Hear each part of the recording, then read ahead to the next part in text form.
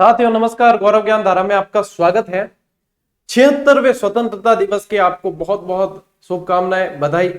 75 वर्ष पूरे हो चुके हैं भारत को आजाद हुए, और भारत की जो आजादी है साथियों, वो एक मतलब ये यूं कहा जाए कि एक क्रमिक विकास की तरह बढ़ी है। क्योंकि भारत की आजादी ऐसा नहीं है कि जब हमने चाहा कि भारत आजाद हो जाए और आजाद हो गया।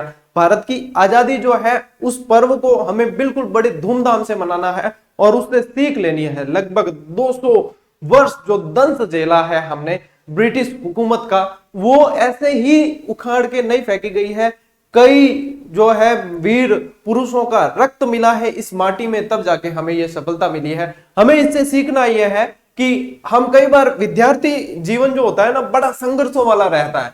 तो विद्यार्थी क्या करता है कि 2-4 बार संघर्ष किया और जब सफलता नहीं मिल रही है तो हथियार डाल देता है। क्या हमारे वीर पुरुषों ने, क्रांतिकारियों ने हथियार डाल दिए होते तो आज हम आजाद भारत में सांस ले रहे होते? कतई नहीं। तो इसलिए साथियों, आपको इस भारत की आजादी से यह सीख लेनी है कि चाहे कितना भी संघर्ष करना पड़े, लेकिन हमारा जो लक्ष्य है और आपका लक्ष्य है, अभी इस वक्त आपको यह लक्ष्य बनाना है, आपको इस बेरोजगारी की जो बेड़ियां है इनसे आजादी लेनी है। और इस लक्ष्य को बना लो। संघर्ष लंबा होगा साथियों, लेकिन टक्कर मजे की होनी चाहिए और आपको ये बेड़ियां जो है तोड़ के फेंकनी है। सीख ये लेनी है कि हमें लगातार अभ्यास करना है। 2-4 बार यदि कोई असफल भी रहे हैं तो मान के चलें कि क्या पता अगले मोड़ पे ही अपनी सफलता है। आप सभी को स्वतंत्रता दिवस की बहुत बहुत शुभकामनाएं, बधाई। और आज की इस क्लास को साथियों शुरू करते हैं। ठीक है साथियों, ऐसा है, आज अपन पढ़ने जा रहे हैं भारत की कृषि। ठीक है, इससे पहले अपन ने ऊर्जा पढ़ लिए थे, और ऊर्जा में जो है अब जो पीछे बचा था वो है जल विद्युत परियोजनाएं। ठीक है, तो जल विद्युत परियोजनाएं अलग से जोड़ी हुई नहीं है, उनको ऊर्जा से लिंक करके पढ़ते तो है। उसमें आपको सिर्फ बतानी है कि ये यहां है। देखो, जल विद्युत परियोजना में आपको याद ये करना है कौन सी परियोजना कौन से राज्य के अंदर है। ठीक है, तो मुझे लगा कि इसके अलावा अपन दूसरे टॉपिक अपन को पढ़ने हैं, तो वो आप एक बार अपने स्तर पे तैयार कर सकते हो। अपने पास में समय बचेगा तो अपन उसको उठा लेंगे वापस।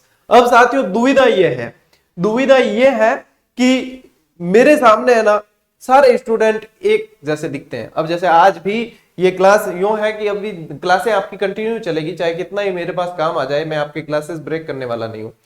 क्लासेस ये है कि स्कूल लेक्चरर वालों के एग्जाम आप सभी जानते हो कि सबसे पहले है।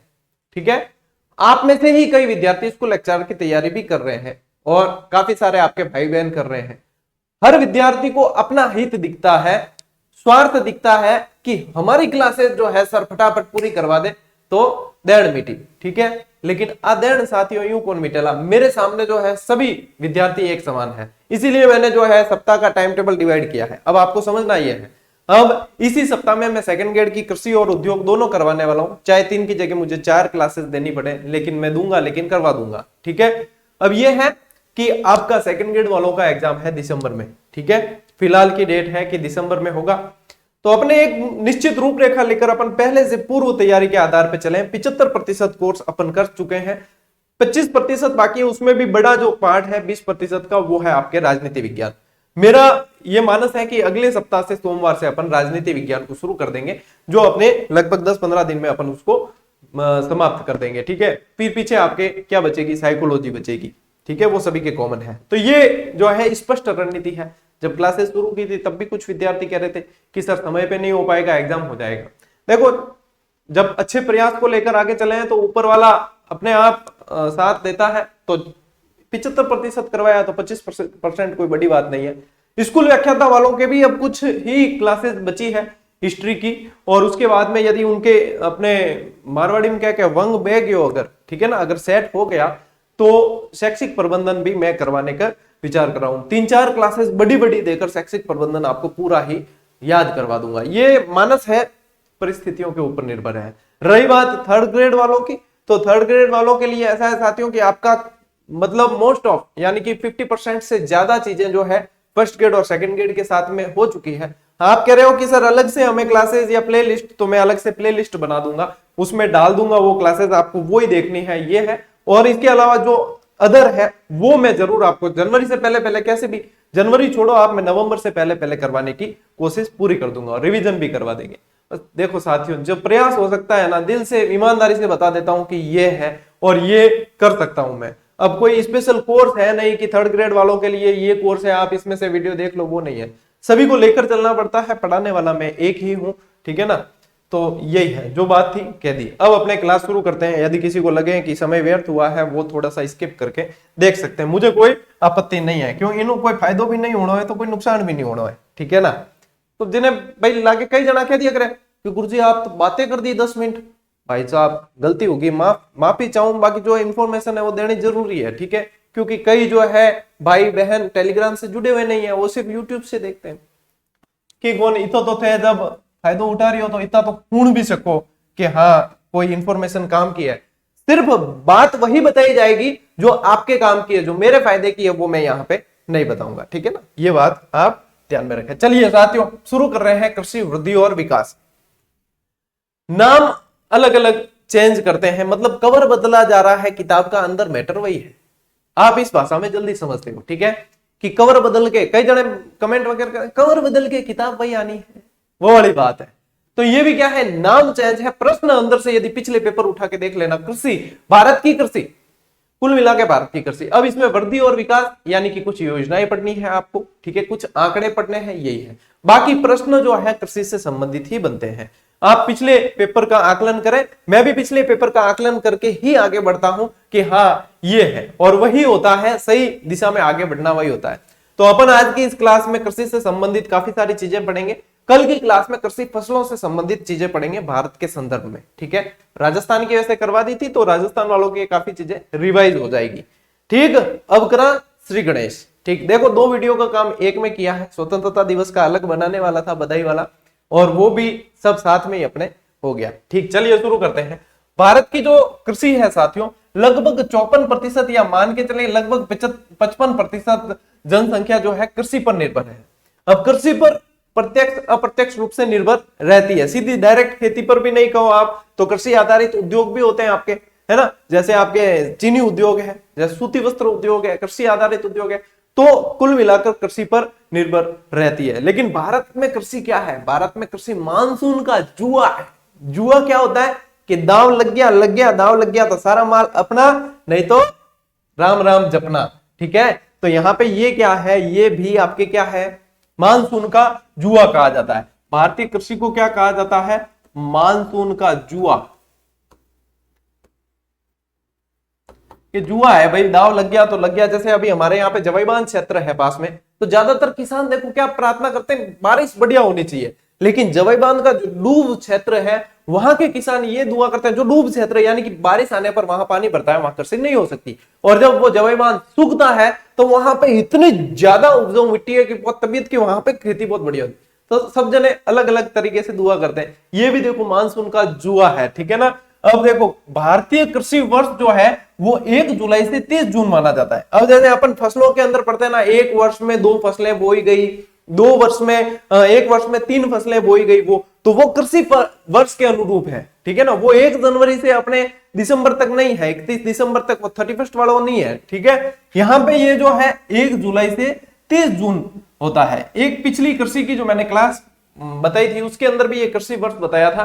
तब 2-3 बच्चियों को, बच्चियां तो क्या महिला प्रतियोगियों को परेशानी हुई थी, उनके कमेंट आए थे कि सर आपने उल्टा बता दिया, यहाँ 1 जुलाई से 30 जून कैसे हुआ, 30 जून तो पहले आता है, जुलाई बाद में आता है। लेकिन माता बहनों यहाँ पे जो है, अगर मैं इसको पहले ले लूंगा 30 जून को, तो 1 वर्ष कहां से होगा, फिर तो 1 दिन भी नहीं हुआ पूरा। तो 1 जुलाई से शुरू होना है और 30 जून तक आना है। अब यदि 1 जनवरी से शुरू करोगे तो आप 1 जनवरी से शुरू करके 31 दिसंबर तक तो जाओगे ना, है ना, 31 दिसंबर तक जाओगे, 31 दिसंबर से 1 जनवरी थोड़ी चलोगे। तो वही बात है, 1 जुलाई से शुरू करके 30 जून तक ये कृषि वर्ष रहता है। यानी कि कृषि आधारित जो चीजें हैं, फसलें हैं वगैरह, गन्ना, वो इसको आधार मान के की जाती है। एक चीज आती है साथियों पढ़ने में, शस्य गहनता। अब ये जो ऐसे शब्द मान लो आ जाए तो पढ़े हुए नहीं है, तो वो हमारे लिए क्या करते हैं, परेशानी खड़ी करते हैं। ये क्या है, एक खेत में एक कृषि वर्ष में, देखो वापस यहाँ पे, इसीलिए आपको कृषि वर्ष पहले बताया है, एक खेत में एक कृषि वर्ष में उगाई जाने वाली फसलों की गहनता यानी कि संख्या, ठीक है। एक कृषि वर्ष है आपके 1 जुलाई से 30 जून, उसके अंदर यदि एक खेत में 3 फसलें उगा रहे हैं 3 है उन फसलों की संख्या, तो वो उसकी सस्य गहनता है। ठीक है, तो लैंग्वेज घुमा फिरा के एग्जामिनर दे सकता है। अब आप अपन को कोशिश ये करनी है अपन एग्जामिनर से होशियार बने। ठीक है, डेढ़ होशियार भले नहीं बने पर होशियार तो जरूर बनना चाहिए। ऋतुओं के आधार पर भारतीय कृषि को साथियों 3 भागों में बांटा गया है। कई कई का गुरुजी खरीफ बिल्कुल सही, गुरुजी रबी बिल्कुल सही, और जायद बिल्कुल सही। तो ऋतुओं के आधार पर अपने खरीफ, रबी और जायद की फसलें जो अभी अपन पढ़ेंगे भी याद कर लेंगे। ठीक है, भारत में साथियों सर्वाधिक उत्पादन जो किया जाता है वो चावल का है, सर्वाधिक जो खाया जाता है वो चावल है, और सर्वाधिक क्षेत्रफल में उगाया जाता है वो भी चावल है। अब जैसे साउथ की साइड चले जाओ तो गेहूं की रोटियां तो ढूंढनी पड़ती है? बाजरी तो नाम ही नहीं लेना, मक्की नाम ही नहीं लेना, चावल मछली वगैरह यही मिलता है साउथ की साइड। तो वहां पे तो अपने जैसे राजस्थानी तो क्या ना, हवा पानी सूट कौन हुआ, आधा तो यूं ही सूट नहीं हुआ, अपर गोगरा ठोकना हेवा उड़ा है, अपर जाडी रोटी टुकड़ ठोकना हेवा उड़ा, और बटे मिले कौन, बट चावल चावल चावल। तो ये ज्यादातर जो खाई जाने वाली चीज है फसलों के अंदर वो चावल है। राजस्थान के मामले में अलग आ जाता है, राजस्थान में उत्पादित की जाने वाली और खाई जाने वाली में आ जाती है आपके गेहूं, और क्षेत्रफल की दृष्टि से बाजरा ज्यादा उगाया जाता है। तो ये राजस्थान के संदर्भ में चेंज हो जाता है, और भारत के संदर्भ में आपको चावल, तीनों विकेट आपके चावल के ही लगेंगे। ठीक है, विकेट 3 होते हैं ना, तीनों चावल के लगने हैं। भूमि उपलब्धता के आधार पर कृषि, ठीक है, भूमि कैसी उपलब्ध है, कम है कि ज्यादा है, बनिस्पत जनसंख्या के देखा जाएगा। तो इसके आधार पर कृषि साथियों 2 प्रकार की होती है। ठीक है, नंबर 1 गहन कृषि और नंबर 2 विस्तृत कृषि। गहन कृषि में क्या होता है, भूमि होती है कम, जनसंख्या होती है ज्यादा, कम भूमि पर अधिक जनसंख्या है। ठीक है ना, तो वो आपके कौन सी कृषि होगी, गहन कृषि। विस्तृत कृषि में क्या है, भूमि विस्तृत है, बस याद ऐसे ही करो। विस्तृत कृषि पहले भूमि को रखना है, ठीक है, जनसंख्या बाद में, क्योंकि कृषि की बात हो रही है, कृषि जनसंख्या पे नहीं भूमि पर होगी। ठीक है, इस तरीके से याद करने का तरीका है ताकि आपको रटना न पड़े, रटन प्रणाली से मुक्ति मिले। ठीक है ना, तो विस्तृत कृषि यानी भूमि है विस्तृत, भूमि है बहुत विस्तृत, यानी भूमि है अधिक और जनसंख्या है कम। ये इस तरह की कृषि जो है वो यांत्रिक कृषि, यानी भूमि ज्यादा है। ठीक है ना, तो वहां पे क्या होगा कि आपके मशीनों का उपयोग ज्यादा होगा, यंत्रों का ज्यादा होगा। जैसे प्रेरीज घास के मैदान है, ठीक है, वहां पे बताया जाता है यूक्रेन है रोटी की डलिया। ठीक है, वहां पे ये बताया जाता है कि जैसे वो चिनूक हवा वगैरह चलती है ना, प्रेरीज घास के मैदान, वहां तो जैसे ही वो हिम बख्शी हिम बंजी है, बर्फ पिघलती है जैसे ही, तो वहां पे मतलब एक गाड़ी आती है, वो गेहूं के बीज बिखेर के चली जाती है, ऐसे कैसे बस, और सीधे फिर काटने भी मशीनें लेकर आते हैं, सीधी कटाई होती है, बाकी कोई देखने का काम नहीं। वहां इतनी जबरदस्त वो उसका माहौल इतना जबरदस्त रहता है, यानी कि विस्तृत, भूमि बहुत विस्तृत है, जनसंख्या है कम, तो वहां पे ये जो यांत्रिक कृषि यंत्रों का उपयोग ज्यादा होता है। चलिए आगे बढ़ते हैं। ठीक है, हाँ, कृषि के अन्य प्रकार।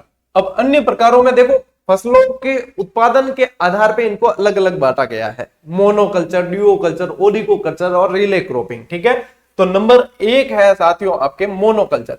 मोनो, सोलो, ये ऐसी जब बात आती है वहां पे सोलो डांस, यानी कि एक अकेला डांस करेगा, ठीक है, बाकी सब देखेंगे।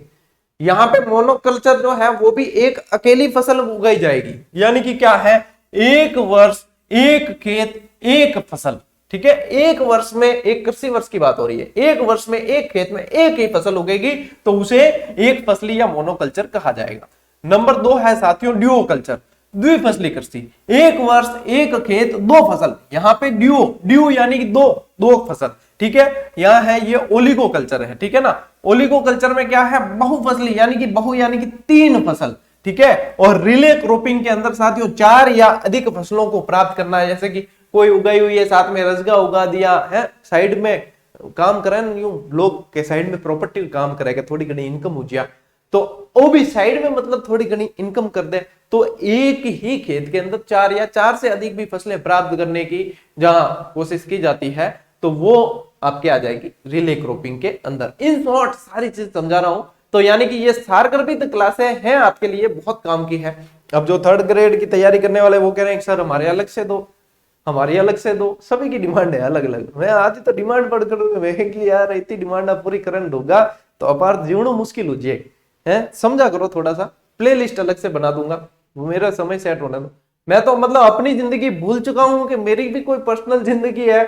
घूमने जाता था, पहाड़ों की सैर, बारिश आती थी, हर हर गंगे चला, बट साला घूमने जा था हम दोस्त रा मैसेज आवे मैसेज ही खोली ओड़ा कौन 3-3 महीना होगा हम कटे मिले जो ओढ़ वो और दे के भाई साहब यूट्यूब वाले ऐसे कहते हैं। बोलो आप लोगों की खातिर ये भी सुनना पड़ता है, बस हाथ जोड़ा। अरे यार क्या करें, अरे छापो छापो कमाओ, अब छापो की कहीं छापो, पूरी जिंदगी इसमें गुजर रही है और क्या, छापो छापो कमाओ कमाओ। अरे लोगों की सोच सबकी सलाम है साथियों।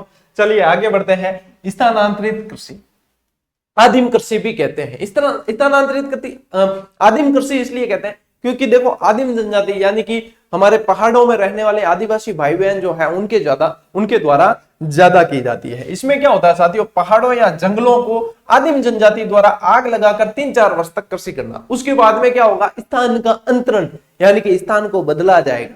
वही फलानी फलानी जगह पर वन था, ठीक है, उसको जला दिया, उससे क्या होगा, राख होगी। राख ने 3-4 वर्ष तो किया, खाद का काम बढ़िया, उसके बाद में वो भूमि हो गई बंजर। अब वहां पे जो है पैदावार हो नहीं सकती, तो उनको जगह बदलनी पड़ेगी। दूसरी जगह गए वहां आग लगा दी, तीसरी जगह गए वहां आग लगा दी, ऐसे करते करते जीवन पार हो गया। तो ये कहलाती है स्थानांतरित कृषि। अब ये वनों यानी कि जंगलों में की जाती है, ये आपके मैदानों में भी की जाती है, ये पहाड़ों पे की जाती है। एक पहाड़ी ढालों के विरुद्ध विपरीत जो कृषि की जाती है उसे समोच्च कृषि कहा जाता है। तो ये अलग अलग जगह की जाती है, ठीक है। और आदिवासी भाई बहनों द्वारा ज्यादा की जाती है साथियों। इसमें जैसे कि एक तो वालरा, दजिया, चिमाता, जैसे राजस्थान के अंदर ये शब्द और आते हैं, यहां पे मैं लिख देता हूं। एक तो आता है आपके वालरा, ये पूछे जाते हैं, ठीक है। एक आता है दजिया, ये मैंने याद करने का तरीका भी बताया था। और एक आते हैं चिमाता। कृषि अपन ने डिजिटल बोर्ड पे पढ़ी नहीं थी, तो आज डिजिटल बोर्ड पे कृषि वापस पढ़ लेते हैं। मेरा टारगेट है कि मैं जल्दी फटाफट आपका ये कोर्स पूरा करवा के आपको ऑब्जेक्टिव क्लासेस पे ले आऊं, ताकि ऑब्जेक्टिव में क्या है कि मैं भी मतलब ऐसे प्रश्न देने की कोशिश करता हूं जो एग्जामिनर जिस सोच के साथ में देता है ना, वो देने की कोशिश करता हूं मैं ऑब्जेक्टिव क्लास में। आपने देखी भी होगी ऑब्जेक्टिव क्लासेस अपनी, है ना। तो मैं ऑब्जेक्टिव क्लास में साथ में आपका अभ्यास भी करवाना चाहता हूं, यानी कि मैं इंतजार करता हूं आपके उत्तर आने का, आपके मानसिक संक्रिया होने का। तो मैं चाहता हूं कि ये फटाफट अपने कोर्स पूरा हो जाए, तो अपन कम से कम सेकंड ग्रेड वालों का और थर्ड ग्रेड वालों का एक शामिल 2 महीने कम से कम अभ्यास करवाएं इस पे, ठीक है। आप ऐप पर टेस्ट सीरीज पे सब कर रहे हो, लेकिन एक प्रत्यक्ष अभ्यास होगा तो वो बहुत कारगर सिद्ध होगा। तो वो मेरे भी दिमाग में है टारगेट साथियों। मैं चाहता हूं, अंतिम लक्ष्य मेरा है अधिक से अधिक सिलेक्शन अपने विद्यार्थियों का होना चाहिए, ठीक है ना। चाहे कैसे भी हो, विद्यार्थियों का सिलेक्शन होना चाहिए, उनके ऊपर से बेरोजगारी का धब्बा जो है, ठप्पा जो है वो हटना चाहिए। मैं जब पढ़ाई करता था, मैंने अपने किताब के सबसे पहले पन्ने पर लिखा होता मैं बेरोजगार हूं। जब पहली बार खोलता तो मेरे को सबसे पहले वो दिखता कि मैं बेरोजगार हूं। और मेरे पढ़ने की मतलब उस धब्बे को मिटाने के लिए, वो पढ़ने की ललक वो इतनी अंदर से मतलब उबाल मारती थी कि इसको मिटाना है सबसे पहले, मैं बेरोजगार हूं, ये मिटना चाहिए। और वो फिर पूरा कॉन्सेंट्रेट होकर पढ़ते थे। देखो सबके अपने अपने अलग अलग तरीके हैं, ठीक। चलिए अब जो स्थानांतरित कृषि है साथियों, अलग अलग सब जगह पूरे विश्व में की जाती है, और सब जगह अलग अलग नाम से जानी जाती है। वियतनाम में रे कहते हैं, मैक्सिको में मिल्पा वगैरह, ये अलग अलग नाम है इसके। देखो यहाँ अपन भारत की बात करते हैं, असम में इसे झूम या झूमिंग के नाम से जाना जाता है। अच्छा, इसको बीच में छोड़ दिया अपन ने। वालरा जो है साथियों, वालरा जो है वो वनों में की जाती है, वनों यानी जंगलों के अंदर, ठीक है। वहां से वन यानी जंगलों के अंदर। दजिया जो है साथियों, द यहाँ पे आपको लेना है मैदान, ठीक है, ये द ले लेना इधर बीच में मैदान। और चिमाता जो है वो पहाड़ों पर की जाती है, ठीक है। तो ये दजिया और चिमाता जो है वो भीलों द्वारा ज्यादा की जाती है। ये वालरा जो है वो गरासिया और शहरियों द्वारा ज्यादा की जाती है, ठीक है। ये वालरा, दजिया, चिमाता ये भी स्थानांतरित कृषि के ही रूप है। इसके अलावा असम में इसे झूम या झूमिंग कहते हैं, केरल में इसे चोनम कहते हैं, उड़ीसा और आंध्र प्रदेश में इसे पोडू या पाई कहा जाता है, मध्य प्रदेश में इसे बीवर, मसान, पेंडा या कुमारी भी कहा जाता है, ठीक है। एक वो भी याद रखो थे, कुमारी भी कहा जाता है। बस्तर छत्तीसगढ़ के अंदर इसे दीपा कहा जाता है। तो ये नाम भी कई बार आपको पूछे जाते हैं। जो भारत की कृषि पढ़ रहे हैं अपन, तो भारत की कृषि से संबंधित मैंने बताए हैं, ठीक है। आगे बढ़ते हैं अगली स्लाइड पे। तो कुल मिला के मैं चाह रहा हूं कि आपके सवाल सारे के सारे कवर हो जाए। देखो साथियों, अब सवाल बनते हैं आपके कृषि की प्रमुख शाखाओं से। और कृषि की प्रमुख शाखाओं से सवाल कैसे बनते हैं आपके, वो बनते हैं आपके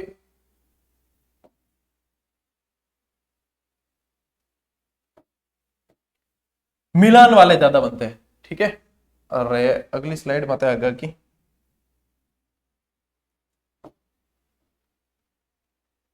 चलिए, तो कृषि से संबंधित प्रमुख शाखाएं। अब इसमें है ना मिलान वाले सवाल ज्यादा बनते हैं या फिर सुमेलित असुमेलित वाले ज्यादा बनते हैं सवाल, ठीक है। तो कृषि से संबंधित जितनी शाखाएं हैं वो सारी की सारी मैं आपको आज इस स्लाइड के अंदर बता रहा हूं, ठीक, ध्यान से। और ये जो है ना ये याद होनी चाहिए, पूरी की पूरी याद होनी चाहिए कि एपीकल्चर किसे कहते हैं, विटिकल्चर किसे कहते हैं। ये याद कब होगी, जब आप डिस्कशन करेंगे, ठीक है। जब आप डिस्कशन करेंगे तो आपको बहुत अच्छी तरीके से याद हो जाएगी। फिर आपको तुरंत पूछते हैं कि विटिकल्चर अंगूरों की कृषि, पूरी हाथों हाथ याद होनी चाहिए। अगले का सवाल खत्म नहीं हो उससे पहले अपना उत्तर निकल जाना चाहिए, उसे कहते हैं तैयारी, ठीक है। चलिए, हॉर्टिकल्चर जो है साथियों फूलों से संबंधित है। ओलेरीकल्चर सब्जियों से संबंधित है। फ्लोरिकल्चर जो है वो हॉर्टिकल्चर जो है फलों से संबंधित है और फ्लोरिकल्चर जो है वो फूलों से संबंधित है। विटिकल्चर अंगूरों से संबंधित, सेरिकल्चर रेशम से संबंधित। और रेशम भी आपके सबसे ज्यादा कहां होता है, कर्नाटक के अंदर। रेशम की बहुत सारी किस्में हैं साथियों, टसर रेशम, मूंगा, बेरी वगैरह बहुत सारी है। और रेशम जो है रेशम के कीट द्वारा प्राप्त किया जाता है। और रेशम के कीट जो शहतूत के वृक्ष पे पाले जाते हैं, टसर रेशम अर्जुन के वृक्ष पे पाले जाते हैं। बहुत सारे इनमें सवाल बनते हैं। वर्मी कल्चर यानी कि केंचुआ, मारवाड़ी में क्या अड़िया, ठीक है, जो बारिश के सीजन में बहुत देखने को मिलते हैं। किसानों का मित्र कहा जाता है क्योंकि ये मिट्टी खाता है और मतलब मिट्टी को कैसे बनाता है, उपजाऊ मिट्टी को मतलब अंदर से वो खोखली कर देता है थोड़ी, तो वो क्या है, वो पूरी की पूरी उसके लिए अनुकूल हो जाती है। तो ये वर्मी कल्चर, इसकी वर्मी कंपोस्ट खाद भी मिलती है, वर्मी कंपोस्ट, ठीक है ना। तो ये इसकी खाद भी बहुत उपयोगी होती है। तो ये केंचुआ पालन है। फिशिकल्चर फिश से संबंधित, मछली पालन से संबंधित। एपीकल्चर आपके मधुमक्खी पालन से संबंधित है। मेरीकल्चर समुद्री जीवों से संबंधित है।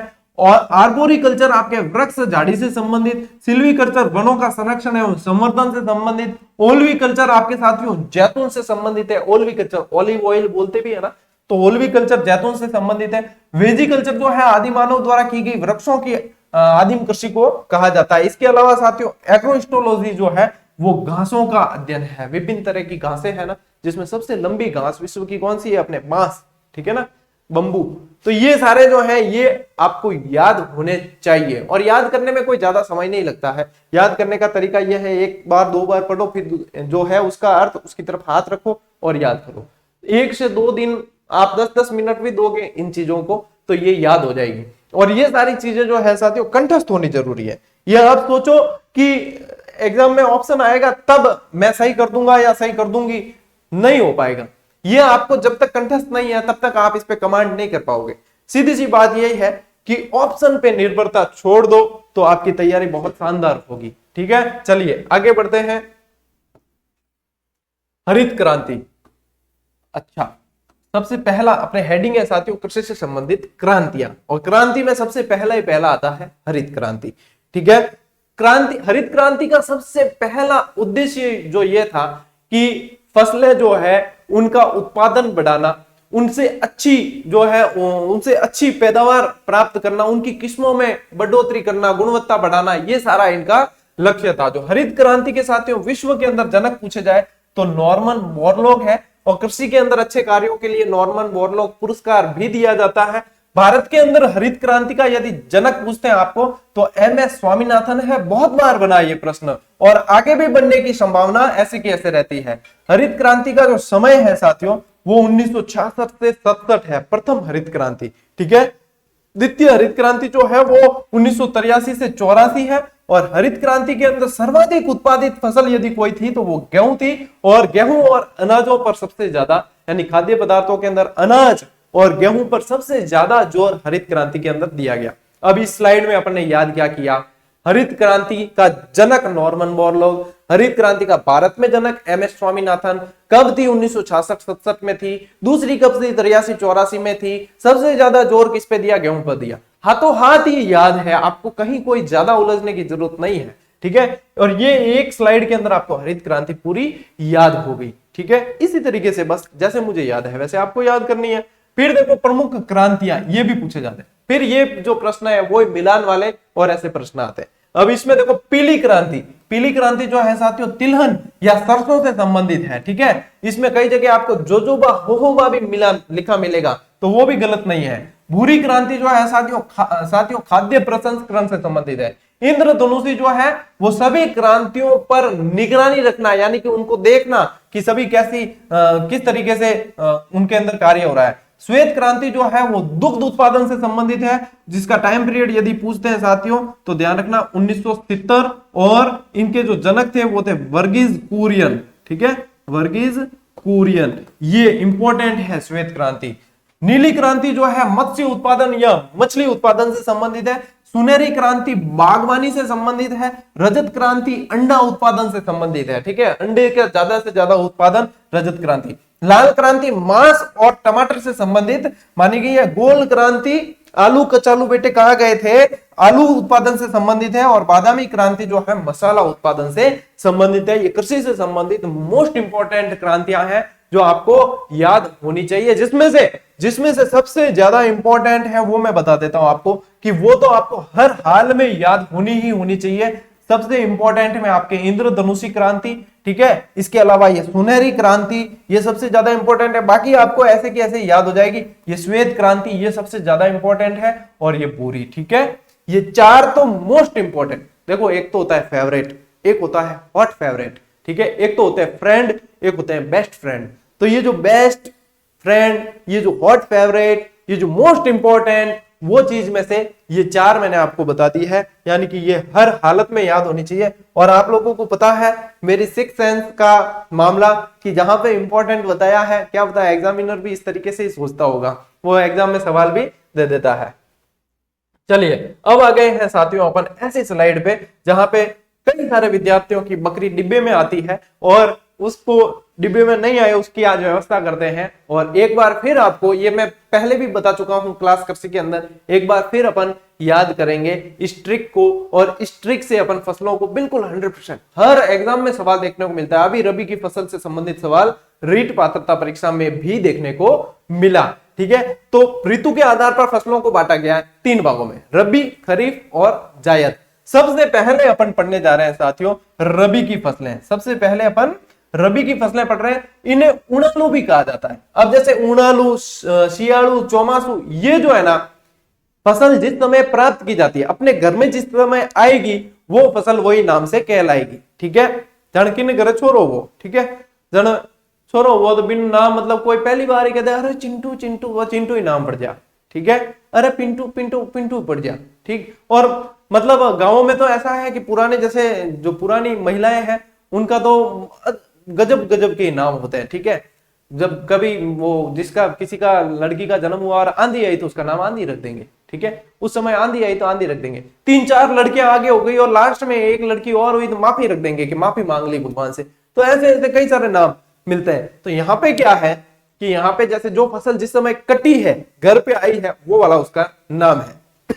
रबी को जो है साथियों उणालू कहते हैं। क्यों कहते हैं? क्यों इसकी बुआई जो है वो नवंबर दिसंबर में होती है, यानी कि इसको ठंडा माहौल चाहिए, लेकिन इसकी कटाई जो है वो गर्मी प्रारंभ हो जाती है, देखो, मार्च से अप्रैल के मध्य। यानी कि आप जब होली मनाते हैं तो आप गोले सेकते हैं। ठीक है ना, मैं मेरी देसी भाषा हमेशा काम में लेता हूं क्योंकि इससे बहुत जल्दी समझ में आता है, और मैं समझने का तरीका भी यही अपनाता हूं, समझाने का भी। होले कहा जाता है, जो चने आते हैं ना, उन चनों को, गेहूं की बालियां सेकते हैं, होलिका दहन करते हैं तब। तो ये आपके दिमाग में बिल्कुल याद रहेगा। ठीक है, ये 2 फसलें तो आपके कहीं जाने वाली नहीं है। तो ये फसलें जो है आपके मार्च अप्रैल में काटी जाती है, इसलिए ये कहलाती है उणालू। अब इसकी एक ट्रिक है साथियों, आपको सारी फसलें याद करने की। रब जी अगर चाहे अरबी सूरज जो अधमराज से सर से पकड़ तारे पर फेंक दूं। रब जी अगर चाहे अरबी सूरज जो अधमरा इसे सर से पकड़ तारे पर फेंक दूं। देखिए, रब यानी कि रबी, ठीक है, रब यानी रवि, जी यानी जीरा, ठीक, अ यानी अलसी, ग यानी गेहूं, ठीक है, च यानी चना, अरबी ऐसे का ऐसे लेना है। ठीक है ना, सूरज से आ जाएगा आपके सूरजमुखी, सूरजमुखी, अफीम, ओपियम, ठीक है, अफीम। इसके लिए जो है लाइसेंस लेना पड़ता है, इसकी कृषि के लिए काला सोना कहा जाता है राजस्थान के अंदर इसे, ठीक है ना। आपके जो खसखस है, आपके जो डोडा वगैरह, वो सारी चीजें इसके अलग अलग रूप है, ठीक है। ये अफीम तेरे बहुत रूप है रे, खूब, ठीक है। अफीम, धनिया, मटर, राई, सरसों, ठीक है, और तारामीरा, ये आपके निकल के आ गई साथियों फसलें।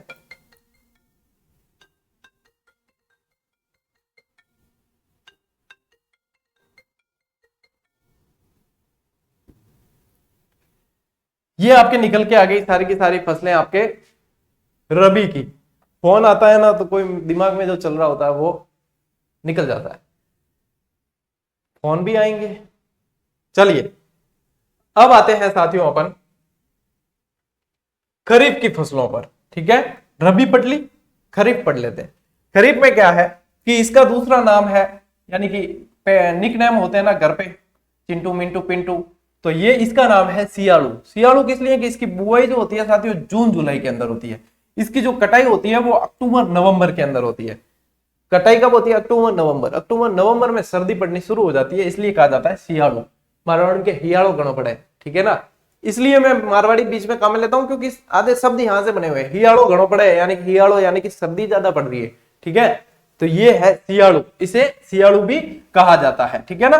और इसकी जो है साथियों ट्रिक है, खरीफ चचा वार वार कहरा के गन्ना मंडी में मूंगफली खाकर सोए उठे, ठीक। खरीफ चचा वार वार कहरा के गन्ना मंडी में मूंगफली खाकर सोए उठे। अब देखो खरीफ, खरीफ के अंदर है फसलें, शब्द है 1, 2 और 3। तो यहाँ पे एक फसल आपको पहले से लिख लेनी है, जो मुख्य फसल है ना बाजरा। बाजरा आपके खरीफ की फसल है, ठीक है ना। 1, 2, 3 अक्षर वाली बाजरा आपके खरीफ की फसल है, ठीक है। इसके अलावा साथियों आ जाएगा आपके चवला, ठीक है, और चावल, एक जैसे नाम है, मात्राओं का अलग है, ठीक है। ग्वार, ज्वार, ठीक है, कपास, हर से लेना है अरहर, हरा से अरहर, फिर गन्ना, गन्ना, ठीक है, मक्का, इससे लेना है अरंडी, ठीक है, अरंडी। यहां से ऐसे का ऐसे मूंगफली, मूंगफली, ठीक। और यहां से ये सोए से सोयाबीन, सोयाबीन। और यहां से ये उठे है ना, इसमें से भी निकलेगा, ये है उड़द। और ये ठ से मोठ, जो बीकाजी भुजिया थे ठोको ना, इनमें मोठ ज्यादा प्रयोग हुआ है, ठीक है। डूंगजी, बीकाजी भुजिया कौन बनाई? पहला डूंगजी बनाई, डूंगर सिंह जी, ठीक है ना। चलिए ये हो गई जायद की फसलें, बाकी रह गई नंबर 3 पे अपने जायद। जायद क्या है? साइड वाली है, ठीक है ना, थोड़ी बहुत यूं टाइम पास। तो बुआई इसकी होती है फरवरी मार्च में, कटाई हो जाती है मई जून में। यानी कि मैं जो है ना इसको कहता हूं कि गर्मी की छुट्टियों में मौज कराने वाली फसल। क्यों? गर्मी की छुट्टियों में देखो टाबर आवे, अपने नानाल आवे, ठीक है, ननियाल आते हैं, मामाल आवे, वहां पे आते हैं तरबूजे, खरबूजे, ये बहुत गर्मी में खाते हैं, ठीक है ना। ये तरबूजे खरबूजे जो है गर्मी की फसलों, गर्मी की छुट्टियों में मौज कराने वाली तरबूज, खरबूजा, काकड़ी, आकड़ी सब्जियां वगैरह, ये सब इसके अंदर आती है, जायद की फसलें, ठीक है। तो हाथों हाथ आपको आज की क्लास में काफी सारी चीजें याद करवाई गई है साथियों। सेकंड ग्रेड एसएसटी की जो अपनी एसएसटी की जो आप लोगों के लिए मेन सब्जेक्ट की जो गाइड थी, उस पर आप सभी का बहुत सारा प्रेम देखने को मिला, उसके लिए बहुत बहुत धन्यवाद। कुछ जो है प्रतिक्रियाएं आ रही थी कि सर हमारे यहाँ पर नहीं मिल रही, वो नहीं मिल रही, आपकी किताबें कहाँ मिलेगी? साथियों किताब मेरी हो चाहे किसी की हो, किताबें मिलेगी आपको। कंपटीशन की बुक है तो कंपटीशन की किताबें जहां पे जो रखता है वहीं पे मिलनी है, ठीक है। कंपटीशन की किताबें आप जहां से जो भी लाते हैं वहां पे। अब ये प्रकाशन च्यवन प्रकाशन से आती है अपनी सारी किताबें, है ना। तो च्यवन प्रकाशन कोई छोटा मोटा है नहीं, इसकी सभी जगह किताबें पहुंचती है। तो आप लोग मुझे पूछने से बढ़िया है, बेहतर, क्यों, मेरा काम तो लिखना है। अब छापना और देना मार्केट में ये प्रकाशक का काम है, मेरा काम लिखना है, कंटेंट तैयार करना है, मैं भेज देता हूं कंटेंट, वो पूरा तैयार करके मार्केट में उनकी हिसाब से ही वो भेजते हैं। तो जो ये जो चीजें है ना साथियों, मैं बता देता हूं आपको कि भैया ये काम आप लोगों के लिए किया है, ठीक है। अब वो जहां किसी के यहाँ नहीं मिली है या कैसे, तो आप लोगों के पास में कवर तो है ही। आप चाहे अपने नाम से YouTube पे भी सर्च करोगे तो मिल जाएगी देखने को, कहीं ना कहीं वीडियो बने हुए, कहीं ना कहीं काफी सारे विद्यार्थी बनाते हैं तो वो मिल जाएगी, ठीक है ना। और आप लोगों के पास कवर है, आप वीडियो भी बता सकते हो डायरेक्ट भी, ठीक। तो उनको जाकर बता दो भैया ये किताब है, हमें ये चाहिए ये, तो ये है कंप्लीट गाइड है साथियों। अब जैसे किसी को पढ़ने में असुविधा होती है ना, तो वो इसको क्या करें, मैं जो करता था वो बता दूं। मुझे जो किताब पसंद आई, लानी है तो लानी है, मोटी है, देखो 8 सब्जेक्ट है अंदर तो मोटी तो होनी है, तो मुझे वो पढ़नी है। और मैं सोचूं कि ये थोड़ी अलग अलग हो जाए, मैं एक साथ में टैब का रोल लेकर आता था, ठीक है। टैब का रोल अखबार घर में खूब होते थे, तो उसके नाप के अखबार फटाफट कटिंग किए और टैब से उनको मैं लाकर जो है अलग अलग कर देता था अपने पार्ट के हिसाब से। फिर उनका जो कवर है वो अखबार चिपका के टैब से उनको व्यवस्थित करके वो बढ़िया एक बार में काम तमाम। तो अपने क्या इसमें क्या होता है कि इसमें विद्यार्थियों के पैसे कम लगते हैं। अलग अलग भी सुगम पब्लिकेशन की आएगी, वो उनके देखो राइटर जो लिखेंगे तो उनके अनुसार अपना काम इसमें किया गया तो वो इसके अंदर है, ठीक है ना। तो वो यूं है कि अलग अलग के अंदर सीधी सी बात तो ये है कि उसके अंदर देखो कवर सभी के अलग अलग लगेंगे, सभी की पेस्टिंग अलग अलग होगी, सभी के टाइपिंग प्रिंटिंग अलग अलग होगी, तो पैसे निश्चित तौर पे ज्यादा लगने, जहां सुविधा मिलेगी तो वहां पे पैसे निश्चित तौर पे ज्यादा लगने। तो मुझे भी प्रकाशक महोदय ने यही कहा था कि सर अपने अलग अलग विद्यार्थी थोड़े बहुत तो के दे देंगे पैसे, अपने अलग अलग के ऊपर काम करते हैं। मैंने कहा सर ऐसा है कि विद्यार्थी कहाँ कहाँ पैसे देंगे, 1000-1500 रुपए इस एसएसटी पे देंगे, फिर वो कहीं ना कहीं उन्होंने कोर्स भी ले रखा होगा, दिखती बात है, मैं करवा रहा नहीं हूं इसकी पूरा इतना समय सेट नहीं हो रहा, कहीं ना कहीं कोर्स ले रखा होगा। एसएसटी सेकंड पेपर का कोर्स है तो कहीं ना कहीं महंगा भी होगा, 3-4 हजार तो नॉर्मली मान के चलो वो खर्च कर ही रहा है। फिर वो कहीं ना कहीं लाइब्रेरी के फीस दे रहा है, वो कहीं ना कहीं टेस्ट सीरीज उसने ज्वाइन कर रखी है तो वो ले रहा है। जैसे अपने यहाँ पे भी टेस्ट सीरीज वो 50-50 रुपए की है, लेकिन सब्जेक्ट अलग अलग है तो उसको कम से कम 300-400 रुपए तो वहन करने ही पड़ते हैं, फिर भी अलग अलग दे दें तो भी, ठीक है। तो इतनी वो कहां कहां वहन करेगा। तो इसीलिए मैंने यही कहा उनसे कि मैं जो है एक मतलब कम प्राइस के अंदर कि विद्यार्थी 550-600 रुपए के अंदर उसको कंप्लीट मिल जाए, ठीक है ना। अब इसमें छोड़ा कुछ भी नहीं है, वो विद्यार्थी चाहे तो इसके अंदर बिल्कुल बढ़िया तरीके से नंबर ला सकता है। तो ये मेरा ही उनको सुझाव था। उनका सुझाव तो ये था कि अपन अलग अलग पे सर आप काम करें, तो मेरा यही था कि मैं जो है विद्यार्थियों को सबसे पहले उनका आर्थिक हित जरूर देखता हूं, कि ये नहीं है कि अपनी किताबें सबसे ज्यादा से ज्यादा बिके, वो कभी टारगेट लेकर चले ही नहीं। ये है कि कंटेंट बेहतरीन विद्यार्थियों के पास पहुंच जाए और उनके ऊपर ज्यादा आर्थिक भार भी नहीं पड़े, वो जितना आर्थिक वहन कर रहे हैं उससे बेटर कंटेंट उनको दिया जाए। इसी भावना के साथ में दी थी, तो आप लोगों का निश्चित रूप से प्रेम बहुत बढ़िया देखने को मिला है। और ये सभी जगह लगभग राजस्थान में उपलब्ध है, फ्लिपकार्ट पे भी उपलब्ध है, तो टेलीग्राम में लिंक दे दिया था। और इस पुस्तक से आपको परिचय करवाने की आवश्यकता नहीं है, क्योंकि फर्स्ट पेपर की वन लाइनर लगभग 5 महीने हो गए मार्केट में आए और 40,000 विद्यार्थियों की पसंद है उनकी टेबल पे। कईयों की तो वन लाइनर के मतलब ये हाल हो गया, उन्होंने इतनी बार पढ़ ली इसको कि वो पूरी मतलब यूं मतलब ज्यादा बार पुस्तक पढ़ते तो कैसी हो जाती है ना, पूरी रट्टे मार ली। और उनके मतलब यूं है चाहे कहीं से कोई भी टेस्ट दे देते हैं, इनमें जो टॉपिक है उनके 85% से ऊपर प्रश्न सही होने ही होने हैं। तो ये विद्यार्थियों के प्रेम से ही हो पाया है, और आप लोगों का प्रेम सहयोग ऐसे ही बनाए रखना साथियों। अब आपकी क्लासेस पे जोर रहेगा, मैं मेरी तरफ से पूरा समर्पण के साथ में कार्य कर रहा था और भी करूंगा। आप लोग भी जो है अपनी पढ़ाई को नियमित निरंतर जारी रखें। मिलते हैं साथियों अगली क्लास में, तब तक के लिए राम राम, जय हिंद।